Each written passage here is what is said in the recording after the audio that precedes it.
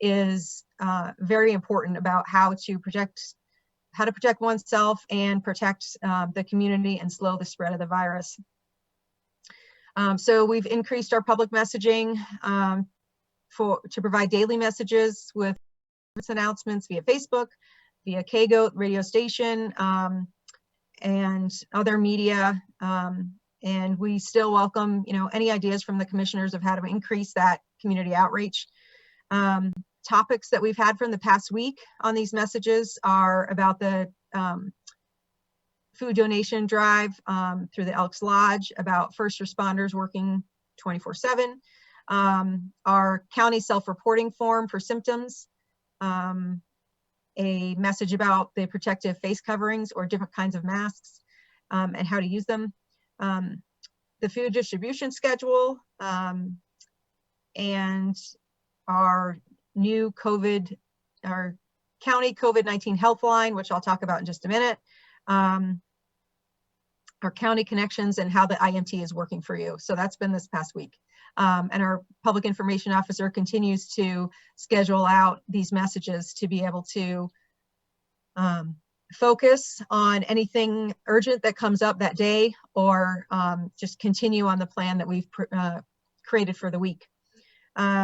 We have finalized an IMT update for the county chatter newsletter. And as you know, last week, April 7th, we have already had one interview with, on the live interview on KGOT with Dr. Ben Trott, the county's medical advisor. That went very well. Our next interview was on April 7th with Crystal Brandt, our public health nurse, and that went very well. And we're continuing to coordinate with KGOT on additional interviews to provide another method for the community to hear what's happening and hear what we're doing and hear proper guidance. The team prepares a weekly press release. This week's was sent out yesterday on how the incident management team is preparing for the peak response for COVID-19. We're continuing to update the county COVID-19 webpage with guidance and current information. And we continue to encourage folks to look at that website because that is our main way of compiling all the information. We are continuing, like today, we'll be monitoring questions and from this public meeting and feeding it up to you commissioners to try to answer those in relatively real time. We are going to be creating what we're calling Stay the Course banners and a postcard to continue to encourage the community to keep doing what they're doing. Stay at home as much as possible. Only go out if you have to. Wear masks if you go out. And just, it's hard, but continue doing that. And we do want to highlight that some folks may have heard yesterday about a closure of the county to non-county residents. And we just want to clarify that, unfortunately, that was a miscommunication, but we want to be upfront and just say that was a mistake. There is no county closure as of right now. All protective measures are continually in discussion, but nothing has been formally agreed to. So we apologize for that error. All right, so the second focus area is our continual adherence to social distancing guidelines and closures. The governor continues to emphasize that the best way to reduce the spread of this virus is by staying home and only going out if you absolutely have to. That is what we're saying as well. And if you do go out, wear a mask, something covering your nose and your mouth. And as part of that, the governor extended the stay-at-home order to April 26th. So the IMT is recommending that Clear Creek County also follows that recommendation about extending closures through April 26th. Some state modeling shows that physical distancing, social distancing has slowed the spread of COVID-19, but case counts in general are still climbing just because of the delay in when those orders were implemented and how long the virus takes to show symptoms in folks.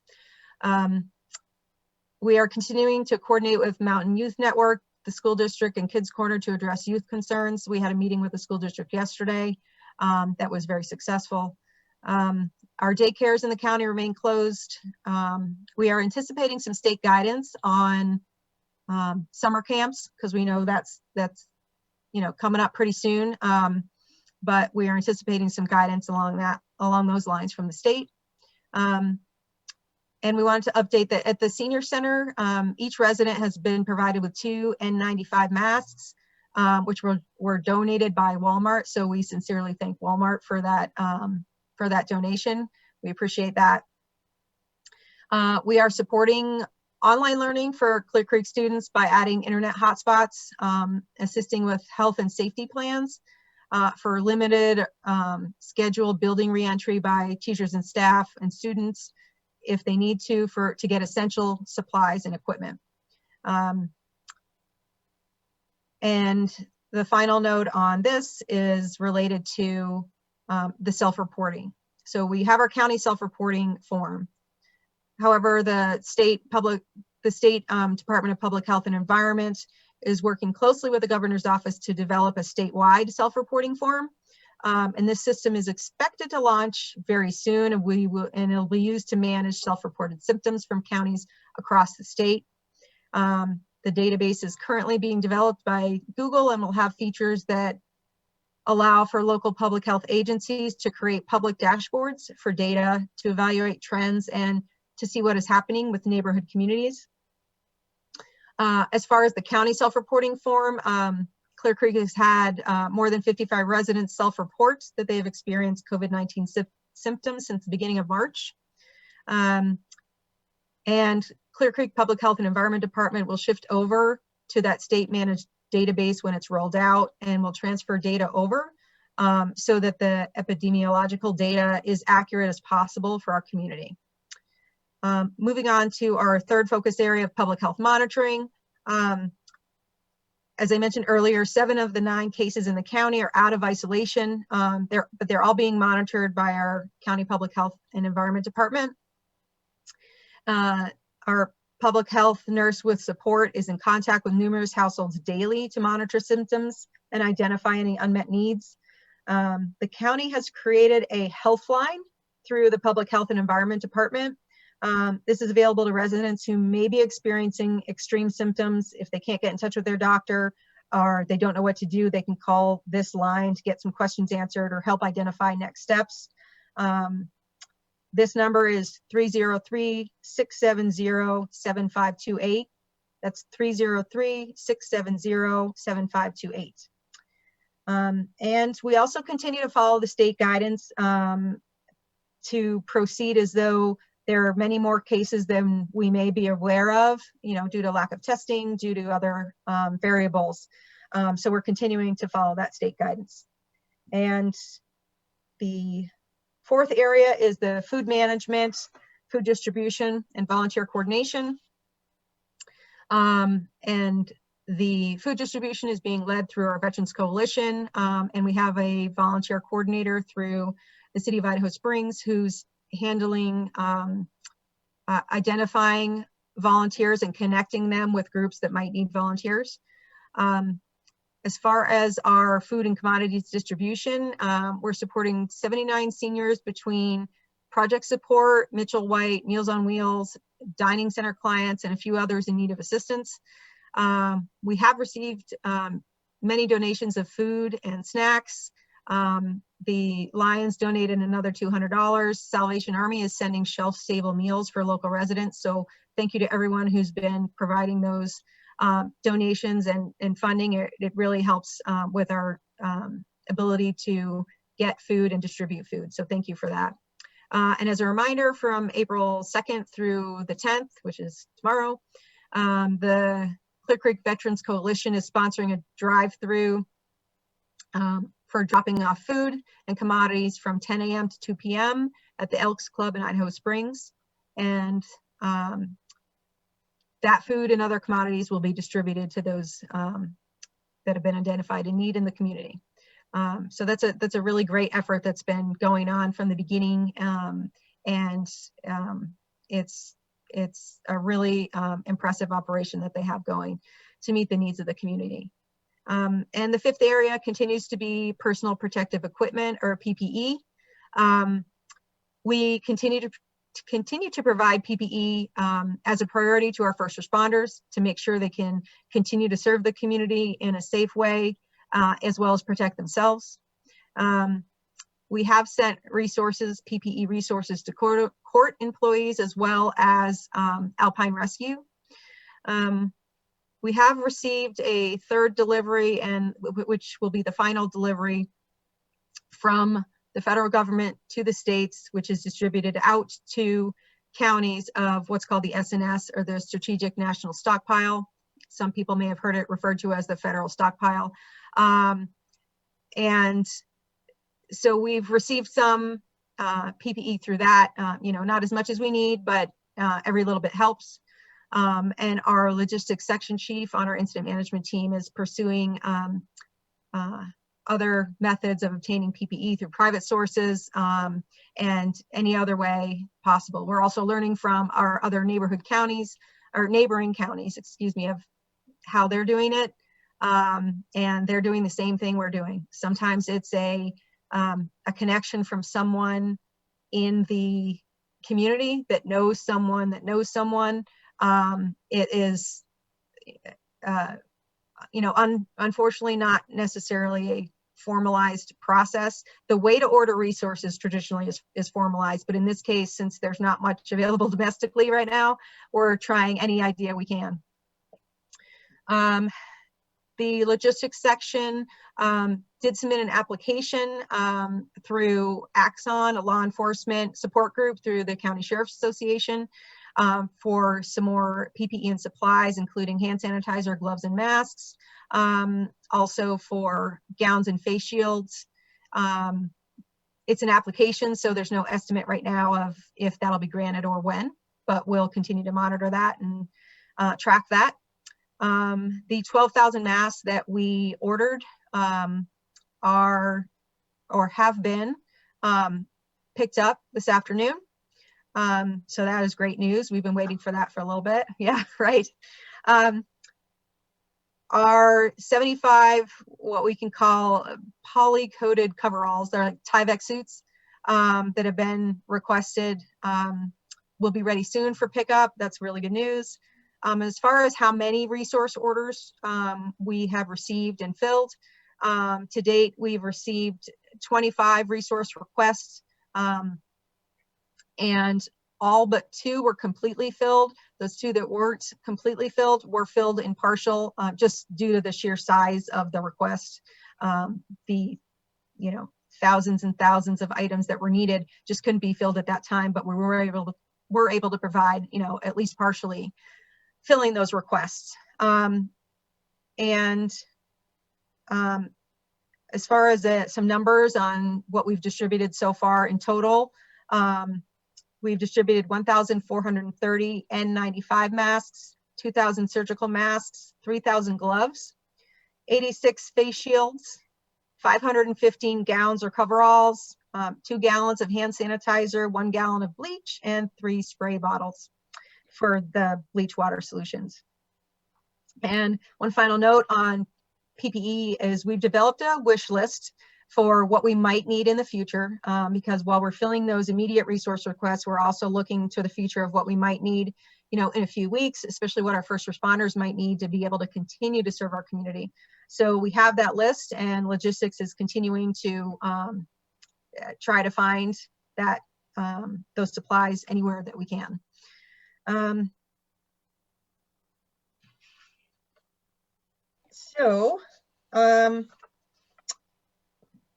As far as what's next, so as I mentioned before, like the information from State Department of Public Health and Environment shows that while some indicators are definitely showing that our social distancing is working and staying at home is working, the situation continues to worsen, as again, because of that lag time and symptoms. I did receive a report this morning from our North Central Region Healthcare Coalition. It's a 10-county region with us and Gilpin in the foothills in Denver and Adams and Broomfield and Douglas County and Boulder. And our hospitals, as of right now, in those 10 counties are doing okay as far as ICU beds, ventilators. The hospitals continue to look for ventilators, through their own ordering processes. They of course are looking to next week to see what that looks like. But as of today, they don't have a lot of needs that they can't fill, and they're able to take care of patients. So that was very good to hear from our North Central Region Healthcare Coalition. As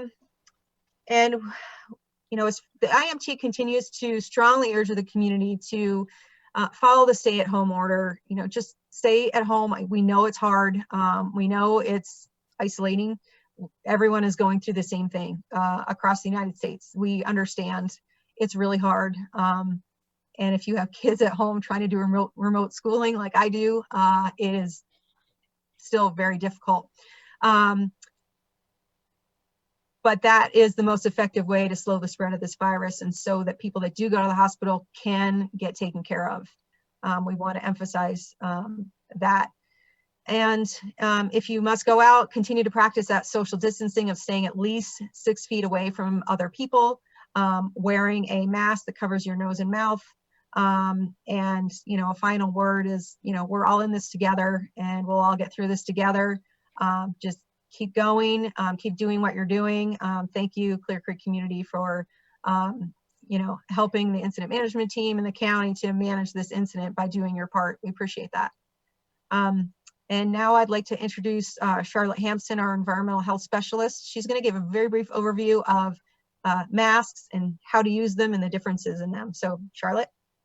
Okay, so we just want to do a really brief kind of for the public on the line and talk about the different kinds of masks that are out there and what the CDC and Governor Polis is recommending. So there's kind of three categories that I'll talk about. The first one's an N95. This is, I'm not going to put it on because I don't want to waste it, but this is an N95. This is certified by NIOSH to filter up to 95% of airborne particles, including viruses. This is really what we want to see our first responders wearing. This is what you're hearing in the news as being very difficult to obtain. So these are really, we're really urging people, reserve these for first responders. If you do find them, unless you're planning on donating them, please just let these go to the first responders and the people on the front lines that are dealing with the sick people. This is what's filtering. It fits to your face, and you should be fit tested if you're going to wear one. But this is what we're seeing as being needed in the hospitals the most. The next is your surgical masks. Again, these are used mainly in hospitals. They don't filter particles quite as well, but the larger air droplets and moisture droplets, it does protect you from a little bit better than just a cloth face covering. Loops over your ears. Again, these are a little bit difficult to find. So this is not necessarily what if you do have them, you can certainly wear them in the public, but what the governor's office and CDC is pushing is just like a cloth face covering. And I'm actually going to demo it for you. You guys are very lucky. This is just a cut up t-shirt that you can pull up and cover your nose and mouth. And the whole point of this kind of covering, you can also make them out of t-shirts, you can use bandanas, is one, it prevents you from consciously touching your nose and mouth, and because we all do that a lot. And then two, it does kind of prevent you if you cough or sneeze. It just makes sure it traps those in there, and it also protects you very minimally from people, everyone else. So the cloth face coverings is more to protect other people from you and to keep you from touching your face. So I just wanted to do a quick little demo.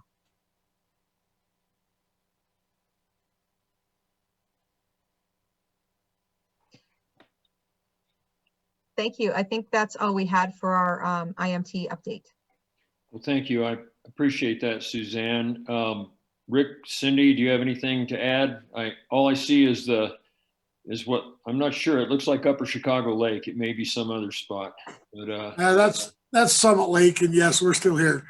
The only thing I want to reiterate that the IMT is recommending that continue the stay in place order following the governor's or close to it, however you want to decide, and recommending that all county roads be closed. So that's two recommendations that Suzanne did mention that I want to reiterate on there. I do have Crystal Brandt. I don't know if this is going to work, but I have her on the phone because we couldn't see her phone number on there. If you want to talk about the epidemic curve Yes. thing that she put out, or do you want to hear about that? This is Crystal. Can you guys hear me? Yes. Do you, So I would actually just like to point out really quickly, if I didn't send it to well, the commissioners have it, but I think it gives a good visual on the way Clear Creek County has been distancing. Because if you look at it, our peak was around the 18th, which is when the bars and restaurants were closed. And as you can see, it slowly decreased after that. And then when the distancing stuff came out toward, the middle of March, you can see towards the end of March where our social distancing has really made a difference in our curve. There is a couple more that are past that April 4th date that my epi person didn't put in yet. So we've had some on April 6th and April 7th. And they were kind of predicting the peak in Colorado to be around April 4th. But I think because we've done a really good job with the social distancing and now wearing the mask, that our local curve has really decreased since that middle of March. Thank you. do you have any questions on that or anything? No, not really. I think we're, hopefully we're not waiting for the other shoe to drop. We're cautiously optimistic. I think the measures that we have taken and are taking are really, really important. I think my only comment is that a couple of comments. We know that our response resources when we do have sick people are low. So the preventative measures we take are the most important thing we can do. I know at least Sean and I were on a call yesterday, and George may have been on, I don't recall if he was, with the Colorado Health Association. Hospital. And what's that? Hospital Association. Hospital Association, that's what I meant to say, sorry. And what was really interesting coming out of them was that their advice to the smaller and rural and mountain communities on PPEs, where before we'd been encouraged, please don't reach out individually and wait for the state system to work, was that we were so far at the end of the supply chain that they were encouraging us to use our alternative connections to make sure that we were able to fill our own needs, and for that reason, and also to share with each other.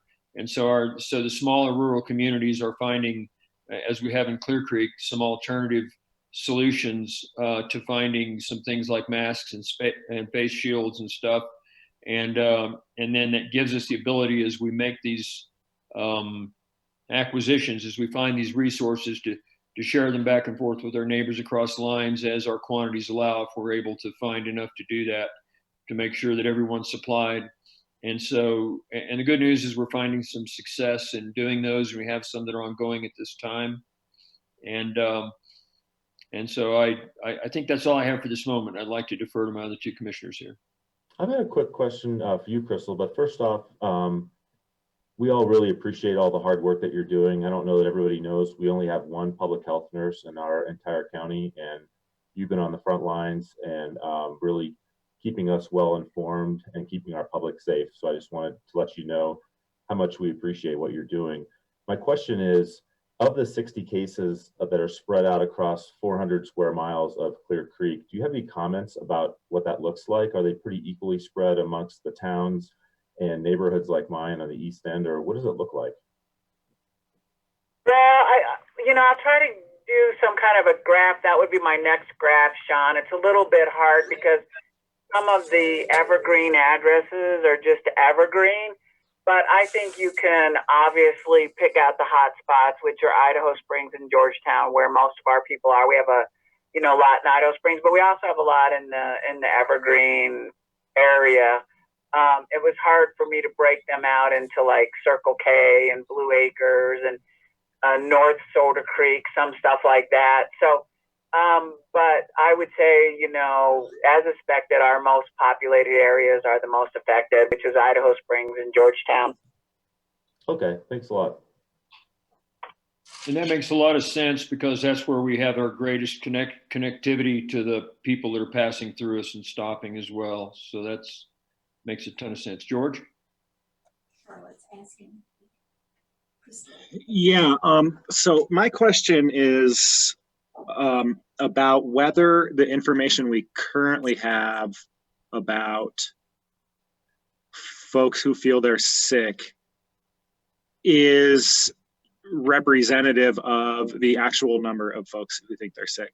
I will state that I believe in 2018, we discovered when we were talking about the need for a clinic, we discovered in 2018 that there were roughly 1,000 Clear Creek County residents who had health insurance but did not see a doctor.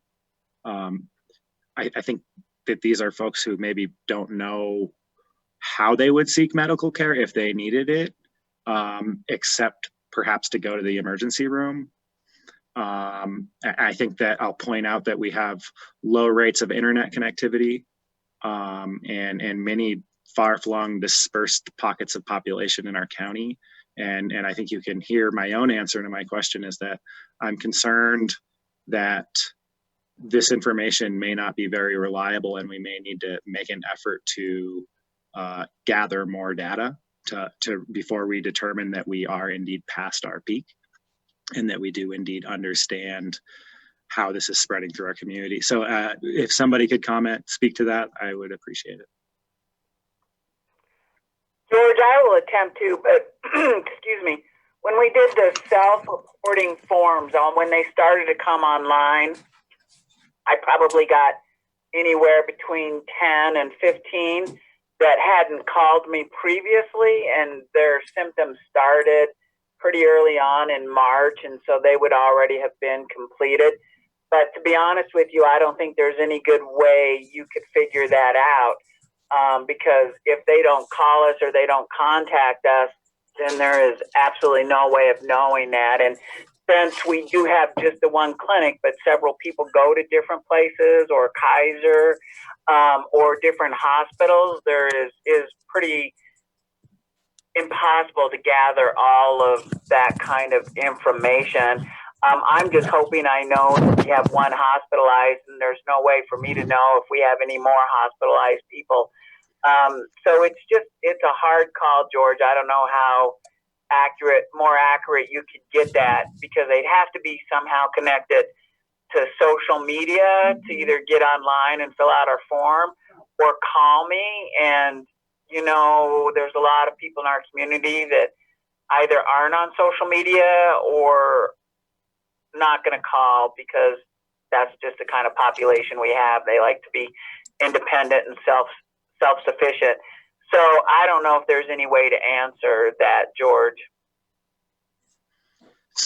I agree with that assessment. And to that extent, I have two follow-on questions. One is, are there any strategies you're evaluating now that would help us get the message out there more that we need people to report their symptoms? And second, how does the knowledge that our data is very incomplete inform your evaluation of whether or not you think we've reached our peak? I think Chris is doing a pretty good job of trying to get things out there. I think that this postcard that's going to go out and some of the banner advertising, that we might see another influx then. And then after that, then maybe we can reassess it and see what it looks like out there. As far as making sure everybody's doing the social distancing, hopefully we won't see a bunch of those people pop up that we didn't know about. But, until we get that data, it's hard to say. George, we're also, like Chris said, we're doing the banners, and we're also developing a mailer to go to all PO boxes in Clear Creek County. So, I mean, we're trying our best to get out there, but it's hard, as you know, being an elected official in Clear Creek County. It's hard to reach all the citizens out there. So we're trying our best. If anybody has any ideas, please let us know. You know, Beth puts it on her email list that she sends out, and she has buku people that she reaches out to. So we are trying to do our best to get out there and touch everybody, or at least get them informed of what's going on. And hey, George, this is Sean, and obviously I'm not a public health expert at all. Looking at that graph, which I think you must have looked at, it looks like a bell curve, right? And I think you make a good point. And my expectation would be that if there are people who are unreported, they would basically make that bell curve higher and bigger. But I'm struggling to think of why it would make the bell curve shift in time.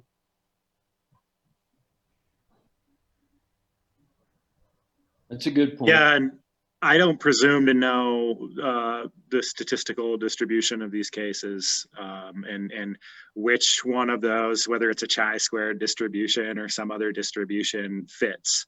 I just am looking at a picture that I know is partially painted and wanting to understand how we inform our actions based on a partial picture. And Rick, I thank you very much. I appreciate, I totally acknowledge that you guys are working hard and innovating new methods of communication all the time. And so my intent in asking that question was for an update on some of the newer ideas, and definitely not to indicate that I think we're lacking.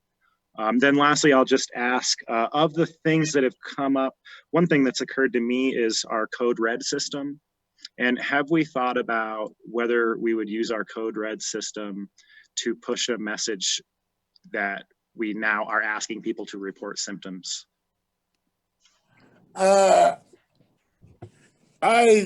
really hate to use the Code Red in such a broad manner to reach all the county people. I'd rather try to keep that for emergencies and try to reach people. I know people are going, well, this is an emergency. I rather not have them go, oh, it's just another Code Red, and ignore it. If I have a guy that just robbed somebody and is running around in their neighborhoods, I just don't want to get into, you know, what is it, calling wolf or calling too many times. So I rather reach out other ways to try to get to people in the county than utilize the Code Red.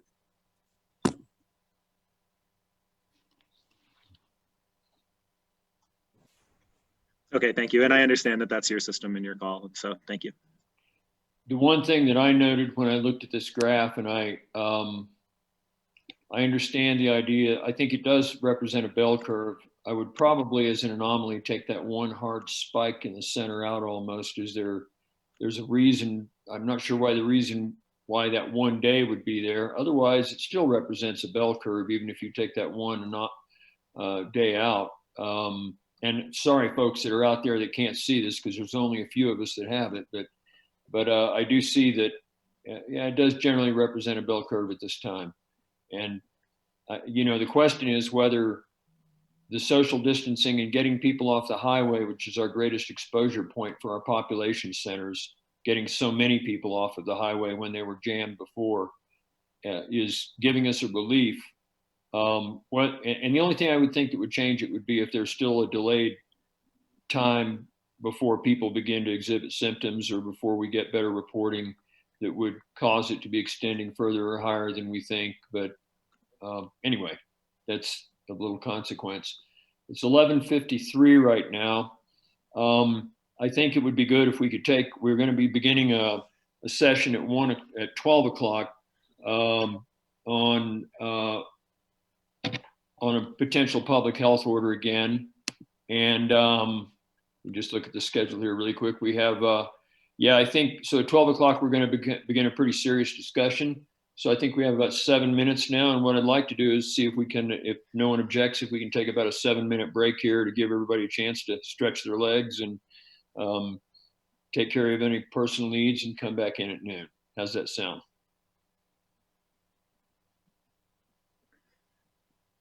Good enough? Sounds good to me. See y'all at noon.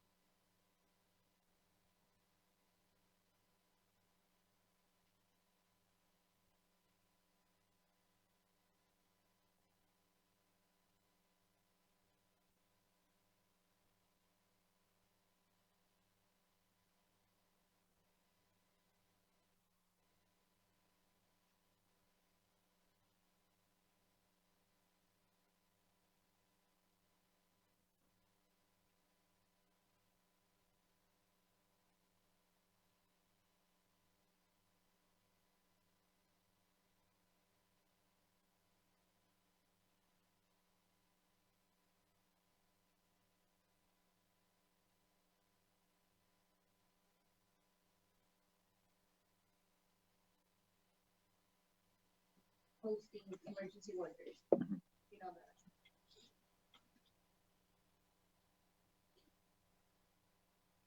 Hello.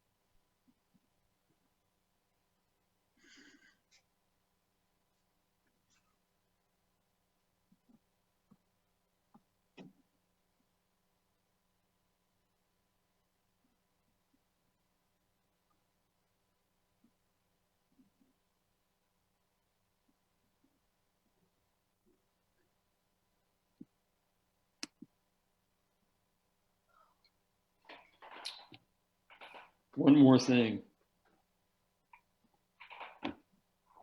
Okay, we're beginning our Board of Health session for consideration of approval of COVID matters, COVID-19 matters. And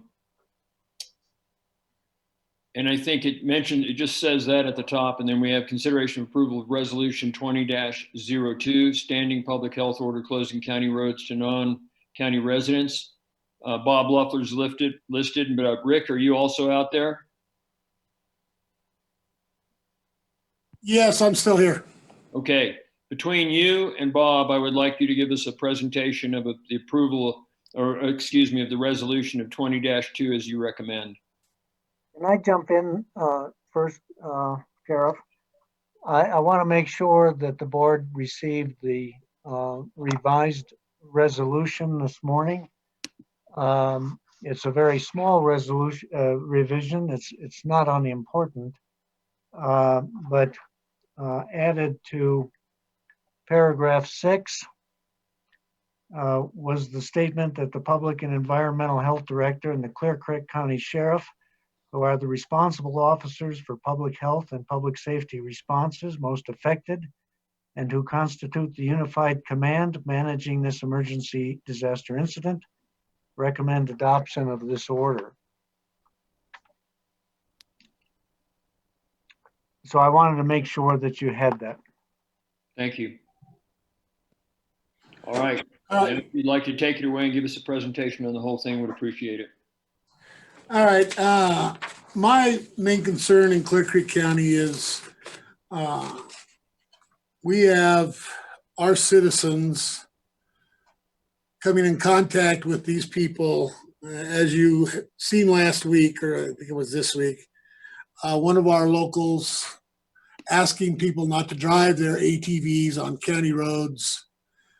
They got the number 1 signal back, and a picture was taken and it made it on Facebook, which upset a lot of folks in the county, that people are taking the stay-at-home order not serious and still coming up to our county to recreate. This was at the bottom of Trail Creek. We also have had numerous complaints up in St. Mary's of people parking on roadways, still hiking the glacier. We did have a rescue up there last Friday where we had to send Alpine Rescue Team up there with about 12 people to assist this gentleman off. That's putting those 12 people at risk, not only from themselves, but from the victim up on the hill. So if I lose 12 Alpine members off of the Alpine Rescue Team, they're done. I can't afford that. If we need them in emergency situation, you know, we just can't afford to lose any, just like our EMS and fire. We can't afford to lose anybody. People are not taking this serious, parking along the roads, gathering at trailheads, in open space trailheads, they're gathering. I'll take it, Floyd Hill, at the top of Floyd Hill, the new bicycle park. I drove by there yesterday, and there was about 20 cars there, and I seen a couple people. I don't know if they come together, but they were not social distancing when I drove by. This has a big concern of mine that these people could be taking resources away from the county to protect our own citizens. And therefore, that's one of the reasons, or a lot of the reasons, why I am supporting this resolution 20-02. Okay. One thing I would point out that's been brought to my attention is that and correct me if I'm wrong, Rick, I'm not sure who has the responsibility and authority on that road. I put that at the Floyd Hill open space. That is on US 40, which is a US highway, which is not under the authority.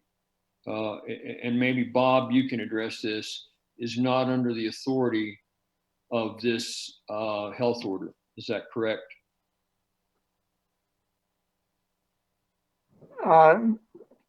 That's right. This draft order is an order that closes county roads. And it uses that vehicle to accomplish its purposes. The Floyd Hill North, I don't know what you call it. Do you call it a bike path? A trailhead. The North Floyd Hill Trailhead is on 40, and we can't regulate that. So, Yeah. go ahead. Sorry, Rick. That is what Bob is saying is correct, of course.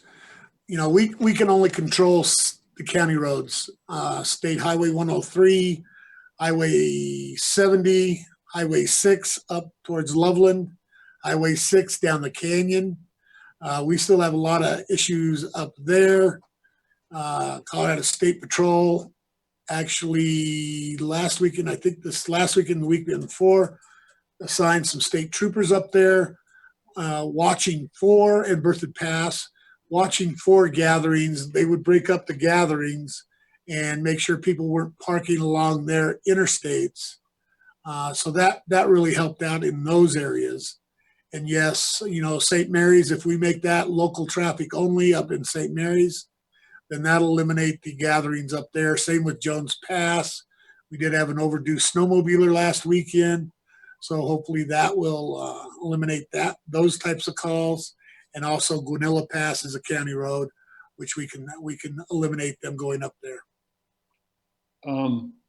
If I could, and this is just informational, so it's not trying to be discussion or anything like that at this moment or asking questions yet, to add to what you said, our progress, because I've been checking in with the CSP and have gone up there myself to see what's going on over a period of 3 weeks, Berthoud Pass, Loveland Pass, and those areas have been drastically reduced from where they were. Berthoud somewhat, Loveland tremendously, by the efforts of the State Patrol, and the parking controls and all those things in place has made a difference. But another thing that came up just informationally here is that when I was working with NOCO Places 2050 recently in a meeting, Gilpin County has closed some roads where they had tremendous gatherings of people. And a lot of the park systems are seeing June and July level or record levels of visitors right now into certain trail areas. So Gilpin, one of the places Gilpin closed is the road into Columbine Campground, which sits right on the Clear Creek border. And out of not legally, and this was brought up on Tuesday, but for folks that are on the line today, not legally out of North Empire, but illegally out of North Empire on non-designated roads, it's possible to get into that area, as well as off of St. Mary's, York Gulch, and different ways to get into the Octopus and stuff up in that area. So two things are implied by that. One is that in collaboration with our neighbor to the north that's seeing huge crowds, as many as 1,300 a couple of weeks ago up by the Moffett Tunnel, and trying to work with them collaboratively to try to achieve similar goals, it would be a neighborly thing to do. But the other thing is that there's a game of whack-a-mole that goes on when you start shutting one place down and it pops up somewhere else. And we are seeing more people trying to already bust snow drifts and come in from the south out of Clear Creek into the same area. And so I just want to throw that out. Those reports, the State Patrol reported to me they saw a gross reduction this last weekend. I didn't get up this last weekend, but I was up on the passes the 2 weeks before. So I just wanted that information in the mix. Yes, and I agree. I'm in contact with Sheriff Armstrong in Gilpin County. He said that his shutdown of those roads has really helped over there. But he agrees also that it is kind of a, use your term, whack-a-mole. And they were also thinking about looking into some other areas. Because I asked him about Pickle Gulch over there. That's another one of their recreation areas. And he said they did have seen an influx in there and they were going to discuss that too. And I don't know what the status of that is, but I agree with you being it's a whack-a-mole type situation. If you close this, they'll move over there. We've seen it with the recreational shooting and the GoCo stuff that we've been working on. So that's another reason why I would like to see all the county roads closed to local traffic only. I think that would help eliminate some of that whack-a-mole issue that we have. Comments by others? George, Sean? I have a question. So I live on the east end off of Greystone, and right now there are a number of remodels that are going on in my neighborhood, and I think it's safe to assume that the workers are from out of Clear Creek County. And I've been observing them, and I feel pretty comfortable that they're operating in a safe manner. Would they be no longer allowed to carry out these jobs if we close down all county roads to people from outside of Clear Creek? I got a text from the handicap, the Easter Seals handicap last night.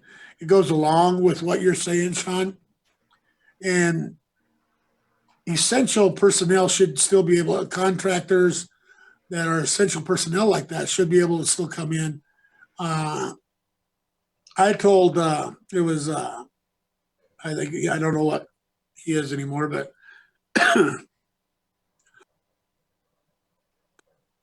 I told him that maybe he could write a letter saying that, that the guys could keep in their trucks saying, I'm working at this area on construction. And if one of my officers, deputies do stop them, they can show this letter and say, we do have permission to be, or, we are working on a construction site and we need to go to work. And, or that type of, some type of, I think a letter would be that. I don't think my officers are going to question them if they say, we're building a house in Circle K. I think they would let them go. Okay, Well, and another question I had, and maybe this is for you, Randy, since I know you've been paying close attention to this. Gunnison had a big outbreak, and I think they did a fantastic job getting it under control, and they closed the county. They had signs that they used from CDOT. Are there any other counties who have taken that sort of a drastic measure besides Gunnison? I don't know. I know Gunnison's, I don't know if they have a different type of sign than we have, but of course, you've probably seen it, but the signs along the highway, everyone is saying non-essential traffic, but I don't know exactly what Gunnison signs say, if they are a different measure and they refer to their health order or not.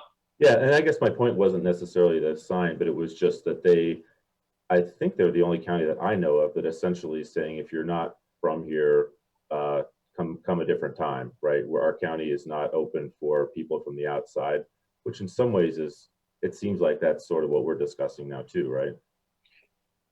San Juan County did that also. And I'm not sure about San Miguel. I'd have to check. San Miguel kind of followed the Gunnison pattern. Mm-hmm. Those are the only two, possibly a third, that I am aware of. Yeah, because I'll just tell you, I'm sorry, go ahead, Bob. I thought you were done. Yes, if I may. It's odd. When you were asking your question a minute ago, I was actually writing something. So I think we could make a change that accepted travel to or from critical business, work at critical business as defined by the CDPHE order pursuant to the governor's executive order. Mhm. It's something like a bathroom remodel, a critical job. Construction is a critical business. Yeah, and I mean, I'll just tell you a little bit how I'm feeling about this. I think there are certainly challenges that we have. There are hotspots that we need to mitigate to protect the public health. For sure, I've seen the Facebook posts and heard about what's going on in Trail Creek, Loveland Pass, Berthoud Pass, Jones Pass, certainly up Fall River Road. I'm not feeling comfortable from a public policy perspective of basically lumping our entire county together, because I've seen what's going on in my neighborhood, and we don't have those type of trailheads other than the Jefferson County open space, which is right at the border. And I have not seen anything concerning at that trailhead. So kind of like we were talking about short-term rentals, it would be my preference that we also investigate ways of really addressing our efforts, public safety efforts and public health efforts towards identifying and mitigating the spots in the county that we're concerned about, rather than doing this on a countywide basis. George, comments?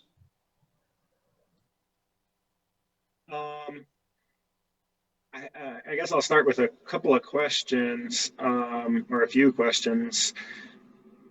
How would this order also impact city roads?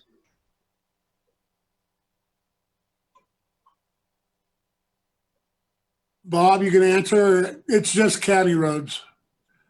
I'm sorry, I was struggling with mute. But yes, the sheriff answered. It County doesn't roads. affect state, federal, or municipal roads. Doesn't affect forest roads either. We've had a couple of questions come through that I think are important ones. Several of them came through earlier this morning in our previous discussion, and I think many of them are addressed. They were, again, getting to work at the Henderson mine, or people who are coming up to help their elderly mother at their home, or reaching supplies that are not available in Clear Creek County, and that's possible that there could be someone coming from somewhere to get something they could only get in Clear Creek County. I'm not sure what that would be with the Denver metro area available, for example. But those kinds of things, I believe, are covered in the CDPHA and the governor's orders that are allowed for essential purposes, that we're not trying to completely shut down people's access to be able to get the things they need and their life needs. I would also say that because what this does is it's almost a de facto closure of most public lands. And I think the purpose is, as much as anything, to prevent people from being able to come for non-essential purposes to recreate in a manner that is bringing more and more viral communication points through our nodes where we all share that, which is, filling stations, grocery stores, and things like that, as well as seeing these people along roads communing in large groups and partying, which we've seen over and over. And it's not for the purpose of discouraging people ultimately from being in Clear Creek County. It's not meant as a NIMBY move. It's like so many other moves that people are making all over, including, the mayor of Denver and the governor and everyone else, to deal with a temporary, medical emergency. And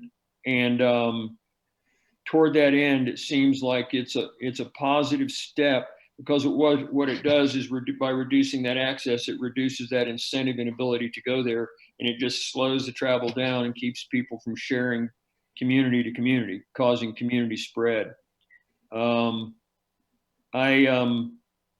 I'm generally supportive of the idea for that purpose as a temporary measure. I think it's important that if we do it, that our communications express that to people outside of us and to our neighboring governments.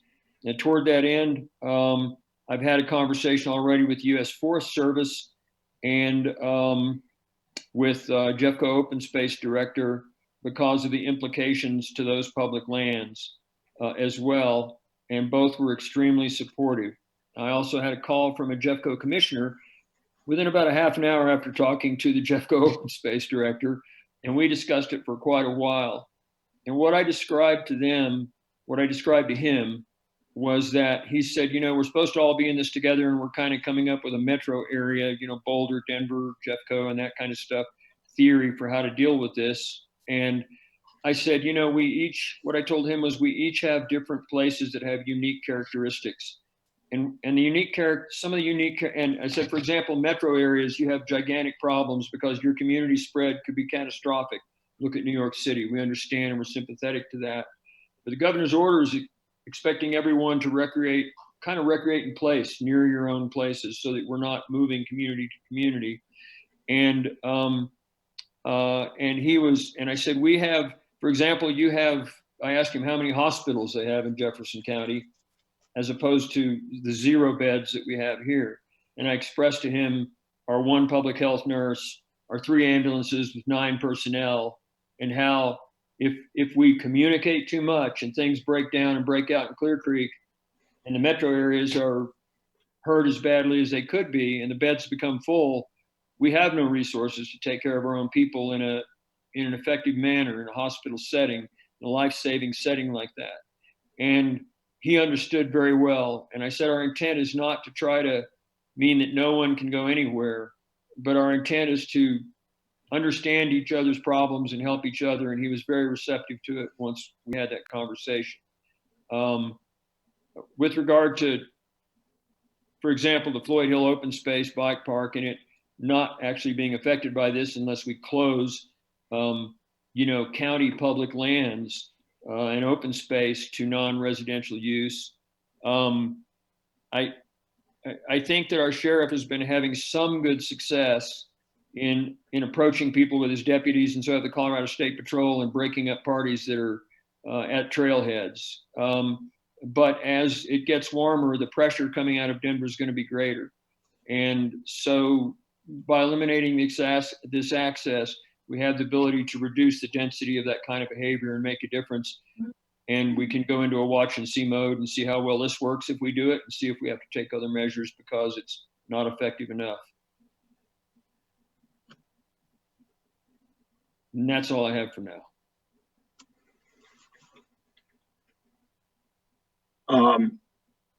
Go ahead, Rick. No, go ahead. I know you have more questions, George. Yeah, okay, thanks. So just getting back to city roads. My understanding, well, rather than state my understanding, I'll just ask the question. Do we have the authority to close city roads? And do the cities have the authority to close city roads? I don't believe we have the authority to close city roads unless it's an emergency. I think the city has,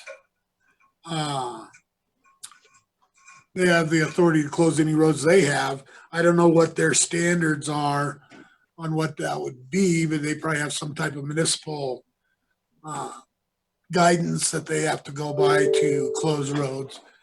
But I think we don't have the authority to close their roads. Well, as a board of health, to close roads in the manner in which we were to non-residents, does the Board of Health have jurisdiction over that action within the city? I'm not suggesting we do or don't take it. I'm just George asked a very, very good question. I'm curious about that. I would have to refer that to Bob. As a Board of Health, your orders are effective in municipalities, and I think that in the right circumstances, it could include closing their streets. I don't know that I would recommend it simply because each municipality probably is in the best position to manage its streets and knows them better, frankly, than we do.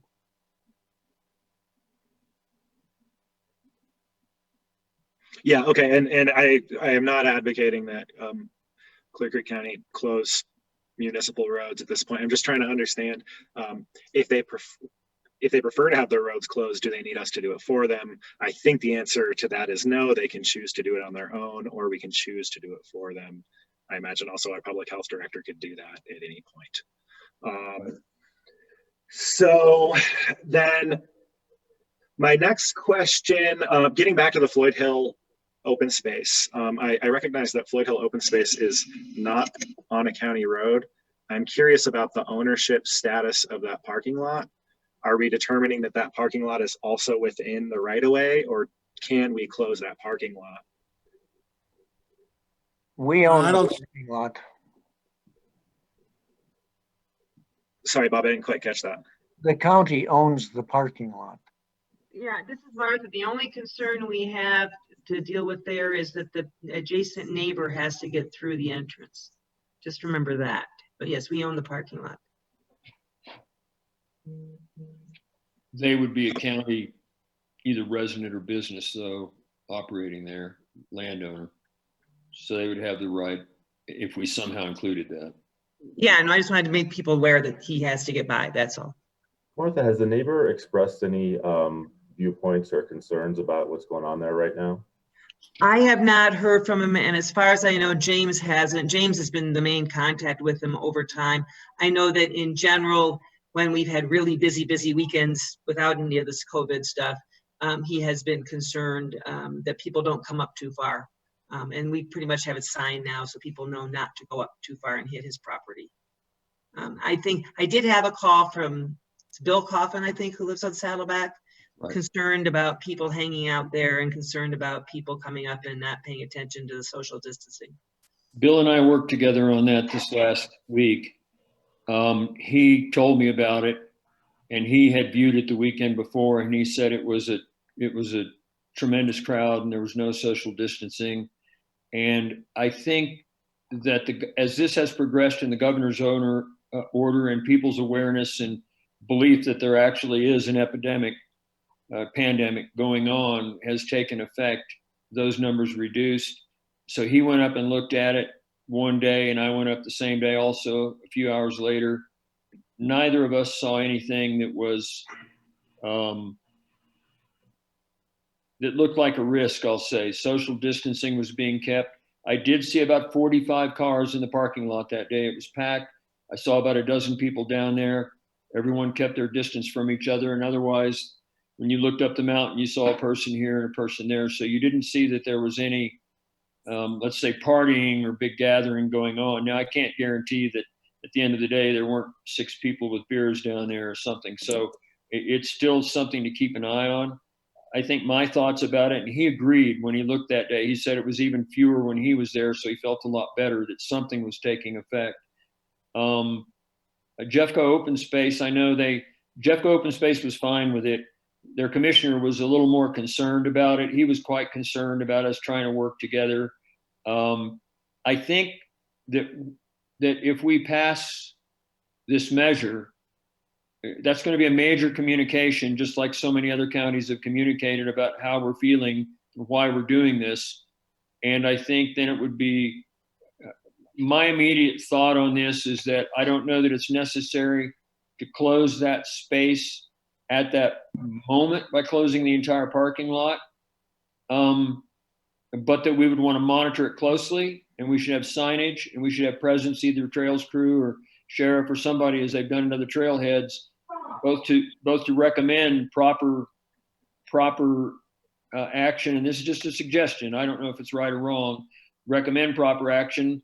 And then if we have to expand the order to include that parking lot because we're not seeing the compliance that we want, we do it.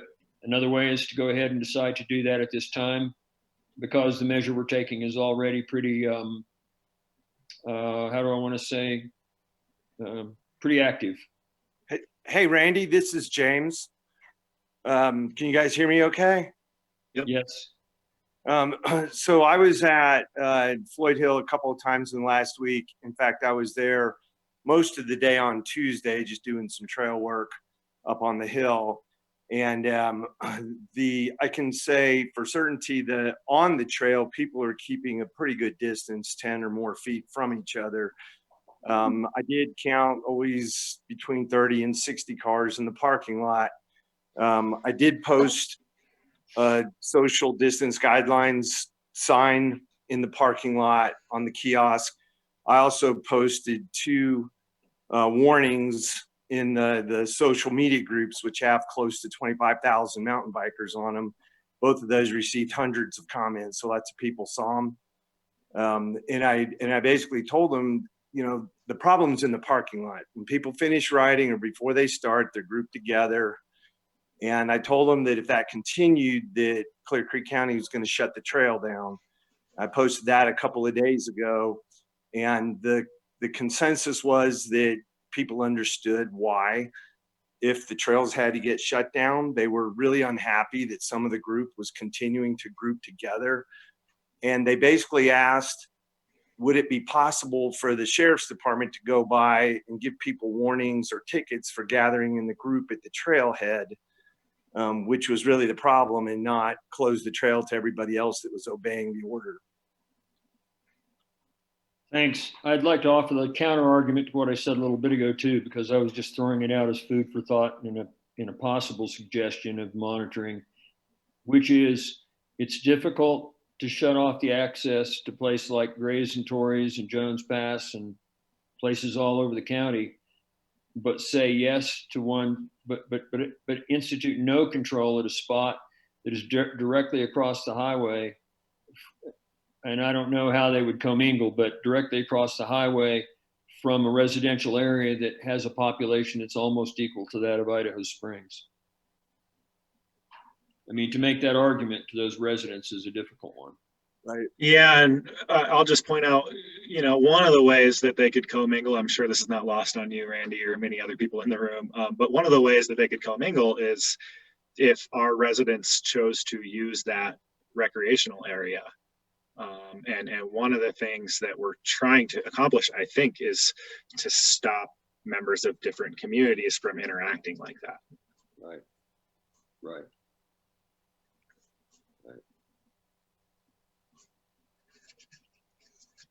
Sean, any thoughts?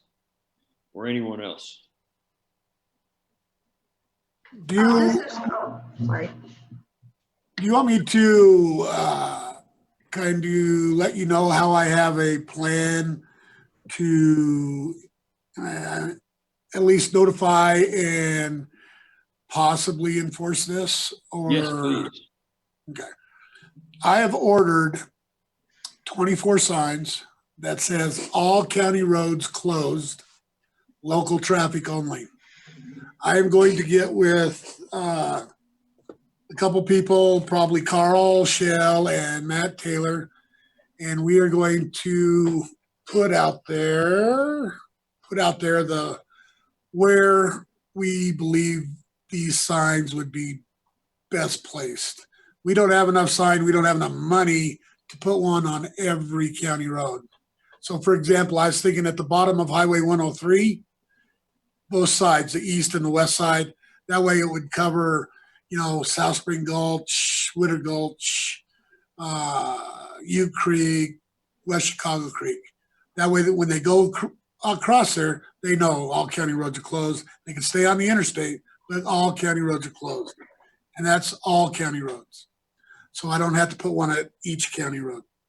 The enforcement would be, I will monitor if this goes in effect. Hopefully, I don't know when, today, tomorrow, whenever. The signs aren't going to be here until tomorrow. And then I don't know if we'll get them out tomorrow or Saturday. But what I'm going to tell my officers is this is going to be a monitoring faction first. Just monitor the traffic, see, because there's going to be a lot of questions out there. There's a lot of people that aren't going to know. It's going to be hard to tell everybody. We'll try to get it on the highway signs up above as you're driving up. That way, at least people might know that the county roads are closed. I'll inform my deputies to closely monitor it, give a lot of warnings, let people know, do educational first. And then, after a week or 2 weeks, if that doesn't start getting it, then we might step up the enforcement a little bit. By then, the word should be out. Like I said, I put a fire ban in today. It's not so much that I'm worried about a fire, but if one starts, I'm worried about the firefighters, the responders, just like we are with this. This isn't really disciplining anybody. It's protecting our EMS, fire, police, whatever, all of our emergency responders. This is what this is about, is to protect them and our citizens from getting those. EMS gets one crew down, we're down an ambulance. We can't do that. So, but the enforcement, like at the bottom of Fall River, that would take care of Hamlin Gulch, York Gulch, which, Randy, that goes to your statement earlier about helping with Gilpin County, because that's how they get into the backside of Columbine and Gilpin County road closure up there. Right. So, but it's the educational first. And then if that doesn't work, then we'll go to the enforcement, heavier enforcement. So Randy, I do have a question. I don't know who could answer it, but it seems to me, and James, I think, just sort of reinforced it, that our actual or perceived public health concerns are all related to parking lots. Is there any other concerns that I missed, specifically related to this conversation? I think go ahead. All it would take is one bicycle to go down that jumping course they have down there. Some guy break his neck up there. You got fire, EMS, and Alpine going up there to get him off the mountain. Yes, they're going to try to take precautions, but if he gets to the hospital with his broken back and he shows signs that he's a COVID patient, at that point, all those crews up there, they have to quarantine according to the doctors or whoever they're going to go through. They're going to have to quarantine. We just lost that ambulance, all those rescue personnel that went up there and tried to rescue this guy. Okay. So yes, it's just not the parking lot, Sean. It's, I'm going to ride up there. I've never crashed my bike before. Well, I've been fishing a lot. I've never fell down and broke my leg either, but the older I get, so you understand what I'm saying. Yeah, I've got about 5 knee surgeries, several broken ribs, and 3 shoulder surgeries, and several knots on my head to show for the fact that it can be done. I think that, but I don't know that there's another issue, which is just, it's about opportunities to do things that bring people up and then cause them to commingle with our own population at those common transmission points where they pick up, everything from liquor stores to pot shops to the grocery store, the parts house, to all of those essential services that they also access and mingle with our community and breathe the same air within those hours in those places where they can go in, all those kinds of things. So I think it's a combination of things. It's it's an attempt to suppress that intercommunity transmission as well. And the purpose to me is that we have seen a tremendous pressure come out June and July type or record figures on recreational assets along the Front Range, like in Gilpin County, which is why they took their action. And so I think that's an additional factor to consider it. But I agree that, and actually the parking lot thing is more like those folks themselves. It's like enforcing the government order that they don't infect themselves before they go back home, or our own citizens who share those same recreational facilities. Do we have any evidence that any of the 58 sick people were infected by people coming in from out of the county? Like, this is actually a real problem that we're discussing? I don't know how else it would have gotten here.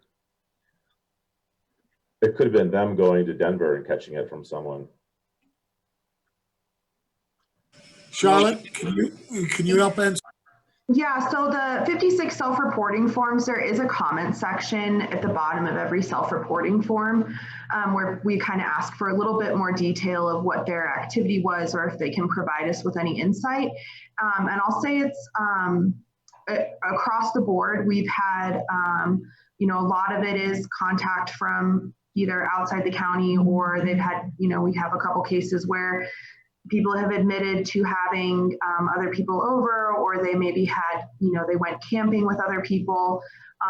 We don't really have a way for people to provide us the same amount of information and clarify, did you go out of the county during this time? It's more of a basic form than that. We kind of mimicked some of the other counties just to keep it simple, but it is across the board. There's a lot of, you know, some people very much are following that order. They're staying at home. They're only going out to, you know, run to Safeway and get their essential things. And there are other people that have been a little bit more lax with their potential exposures. So I think it's kind of hard to pinpoint if they got it outside the county or if they, someone brought it in to the county where they were exposed. And Sheriff, I think you make a good point about essentially, I mean, it's kind of a parallel argument to the fire ban, right? The fire ban is really created to prevent first responders from being put into a situation that they didn't have to be. And so I think I could be persuaded to close trails, close the backcountry, close parking lots. But again, I still have a lot of heartburn about closing my street. You know, if one of my daughter's friends who's been in self-quarantine, and we've all been in self-quarantine for 3 weeks, wants to come up and bounce on our trampoline, I think I feel okay with that. I don't feel like that would be something that should be illegal. So again, I'm kind of circling back to this idea of really focusing on what the risk areas are and not lumping in everyone else in the county too.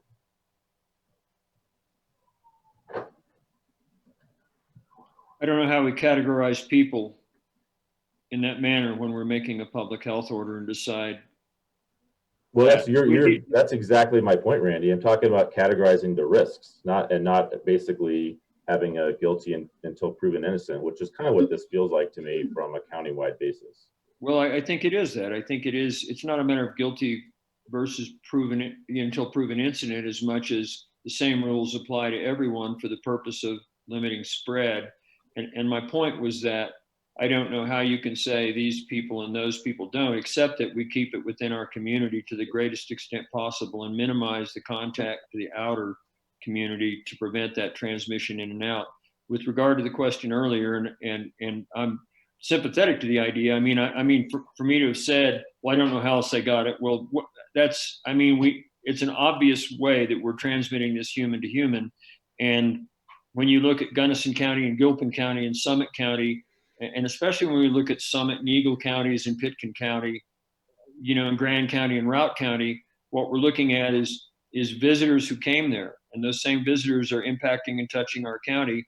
And so it's another way to try to prevent and slow down. It's another way to prevent inter-community spread and enforce that social distancing.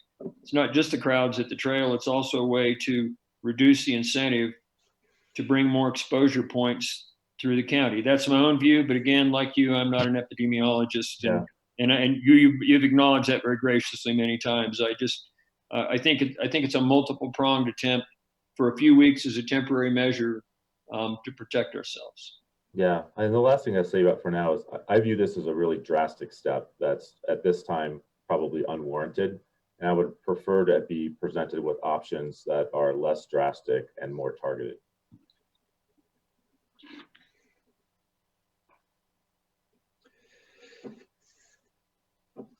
Well, I guess I'll state my own opinion.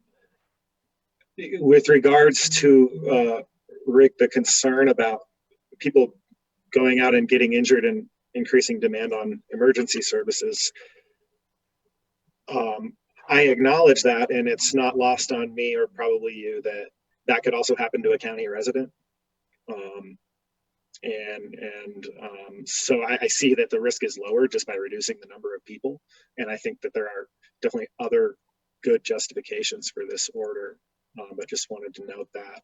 My own opinion on this order, based on your recommendation and the recommendation of our public health officials, is I support this. I think that enforcement is already very challenging and becomes only more challenging when you decide you're going to do a patchwork. I think that because communication is clarity of communication is the most important thing in my mind. And so I would support the order as it's written. That said, I would hope that we can find a way for that support to be unanimous. One thing that I would offer is we kind of like we're doing with the short-term rentals, maybe do a little bit of more investigation on where the hotspots are this weekend and come back to this on Tuesday, and ideally maybe have another option that's a little bit less drastic, that doesn't universally close all the county roads, including many of those where there's no issues right now. Rick? Good.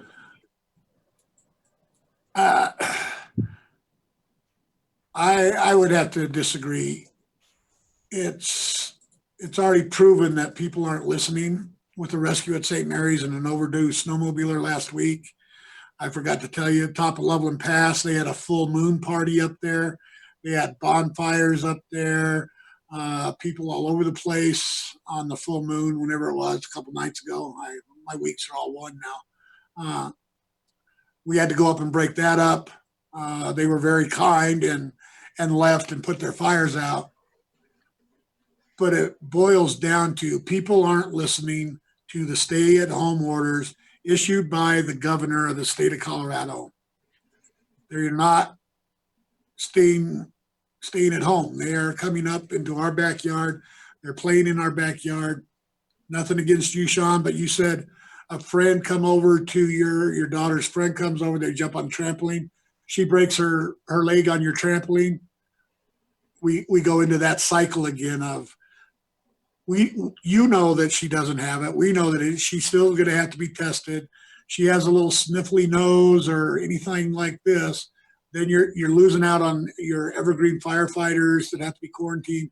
So it's, to me, I think we need to do it just for the protection of our citizens and our first responders. And the thing I would respectfully disagree with is I think the vast majority of people right now in Clear Creek and in other places are being very responsible and making really good choices. And I acknowledge there's a small minority of people who aren't, and that's always the case, right? There's always people who think that the reality doesn't apply to them, and the Darwin rules aren't going to catch up to them ever. And that's, again, kind of the heart of my discomfort with this, is imposing this drastic restrictions on all the people who are following the rules because of a small minority of the people, when there's probably other ways of accomplishing this. Right. I mean, that's one point of view. We're not shutting the locals down. We're just shutting non-locals down. Rick, maybe I can ask you, and this will kind of help clarify the situation. Of course, you don't have the capacity to enforce every square inch of Clear Creek County. Do you imagine you'll be posting sheriffs on roads like Circle K Road that are largely residential, that don't have any trailheads attached to them or any outside traffic? Or do you think you'd be prioritizing the places that do have outside traffic? It'll be by what we have seen, areas that we've seen of high importance, and citizen complaints. I imagine there's going to be a lot of citizens complaints, just like we do when we put a fire band in. One of my campaign things was, I have 10 officers, they each have 2 eyes, that's 20 eyes, but there's 9,500 county residents out there, times that by 2. Those are the people that I have to depend on. Those are the ones that I work for. So, I can see a real spike in people calling in and stuff like this, complaints. But no, we're not going to be out trolling for people that are up here violating this law. We will check the trailheads, St. Mary's, Guanilla Pass, Jones Pass, the Trail Creek, Spring Gulch, West Chicago Creek, those areas to see if people are getting the hint. But we're not going to, and we got Camp Rock over on the east end of the county. We start booting people out over here on the west end. They're going to look, see what else is available. Camp Rock, Mount Evans Wildlife Area. I can see an influx of that. The state park right there at the county line as you come down Stagecoach, or off of Stagecoach a little bit further in there. So there are some areas that we would patrol and make sure that we're not going to be out there looking in, Circle K for, non-residents. Does that answer your question? Yeah, thank you. I'd like to hear a little bit from, I don't think Cindy's still around unless she's sitting there off your camera there, but from Suzanne and Charlotte are folks that I think that might speak to this a little bit and address one of the items that's brought up is the strain on emergency services and our emergency services folks and resources. And another one though is the environmental health side of community spread in general and the idea of more people, more is more. And could either one or both of you address your viewpoints on this order? And then I have after that, I have just a couple of questions or concerns about both how it's done, what Rick talked about, and also how it's written, a couple spots for Bob. But otherwise, if I could hear from the two of you first, I'd like to hear that. Yeah, I can go ahead. So this is for the people on the line. This is Charlotte Hampson. I'm the environmental health specialist for Clear Creek County. I tend to agree with the order. I think that, like I said, we'll go back to this intent of the state order is for people to really only travel for essential purposes. And I think the governor's office has been very, very clear and has reiterated the message many times to the Front Range communities to please stay in your own communities and don't bring the potential issues up to these mountain communities that don't have a resource to address them like the Front Range does. I think one of the reasons I would find this to be a decent action would be there's so much community spread on the Front Range. We know it's here. We know there are so many cases there. People are asymptomatic up to 48 hours or before they can transmit it up to 48 hours before they ever show symptoms. And I think the sheriff's office and our first responders are seeing that a lot of people are still coming out to recreate that are not local community members. Additionally, my only other point, which as I've been listening to this conversation evolve, is if you only close certain areas, are you potentially going to overload the areas that are open? I know there's a lot of people that once they get on the highway and they make their way up, if they find that, well, I can't go up Fall River, but if I turn around and I jump off at Floyd Hill, I can start going there. Is there a potential concern there for those areas that might not be super overloaded right now to become more of a problem very quickly and quicker than we would have time to address by next Tuesday? That's something that I would be interested in hearing from the sheriff's office on what their thoughts are there. But I would also like to say I have heard of complaints about Floyd Hill. Our department has received some calls about that. And we do receive calls from people asking, is Clear Creek County open for us to recreate? We had a group ask us earlier this week if they could come up and do a social distancing hike group in Clear Creek County this coming weekend. And so people are definitely looking at where they can go. And I think within the spirit of the governor's order, it would not be out of line to take this kind of a step to protect the Clear Creek County community. Suzanne? Sorry, I had to unmute.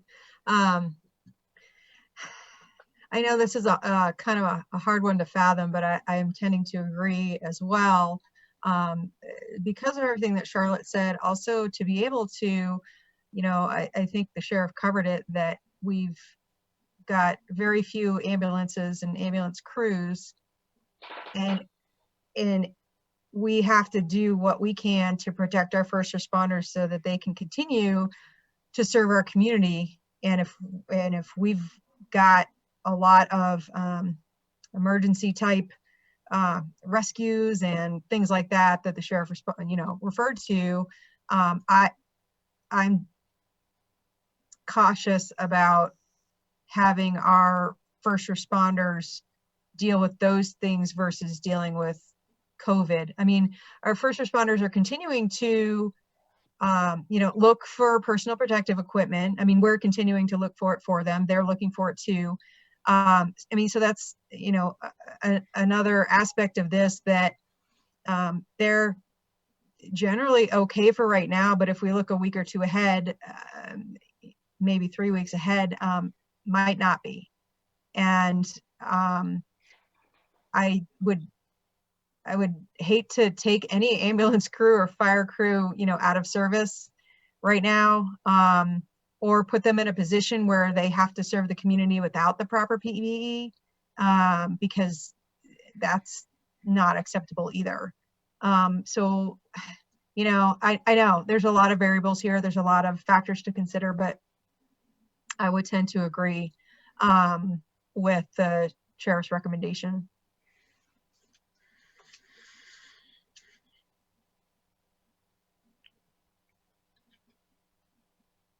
Maybe I'll just ask this question, given that our public health director is not on the line. I imagine that she's working, and I don't begrudge her that. It is the case when it's stated that the IMT is recommending we approve this, that our public health director is recommending that we approve this. Is that correct? George, I'm here. I was over doing some work and listening. Yes, I absolutely agree and recommend that we do this. I think it is in the best interest of the public at large. It's foolish to take chances. And there are other days people can come back up to Clear Creek County and recreate. But for the time being, respecting the orders of the governor and trying to take care of the resources, including these wonderful people that we have that are out on the front lines, I think that's incumbent upon us to make sure that that's happening. I get that there are a lot of people in the metro area that are tired of being cooped up. They want a place to go, and we are the closest place for them to come to in order to get into the mountains and be free again, and that's free. But there will be other days, and we have to do all we can, as I said, to protect the people that we are here to take care of, as well as thinking about what the governor ordered. It's not a lifetime sentence. It's not even a months-long sentence. I hope, I hope. But it's the smart thing to do. It's the right thing to do, actually. So am I correct that our IMT is unanimous in support? Is that what I understand? Yes. Yes. Uh-huh. And I'm basically in support of doing this, and I think because we would never be doing it. It's not a NIMBY thing. It's not something we want to last forever. And No. the only reason we're doing this is because it's an emergency. And in my opinion, rather than waiting, I have a couple other things I wanted to ask about here, and one was just operations and signage with Rick, and then one other item, which is, I think, and I'm looking through here, Bob, do you feel that this addresses all of the exceptions to travel that are made in the governor's order and compensates for that? Meaning, for example, a friend of mine that asked about his ability to visit another friend of mine, his elderly mother, to come up and bring her what she needs and take care of shopping for her, that people can get to work at the Henderson mine and the construction jobs, that this order is not in conflict with those opportunities for people to travel for essential needs. Is that correct? I just sent the board members and Beth and the sheriff and Cindy an email with some proposed language that would make an exception for the necessary travel that is defined in the public health order. Beth, are you there, and can you put it on the screen? Yes, hold on just a second.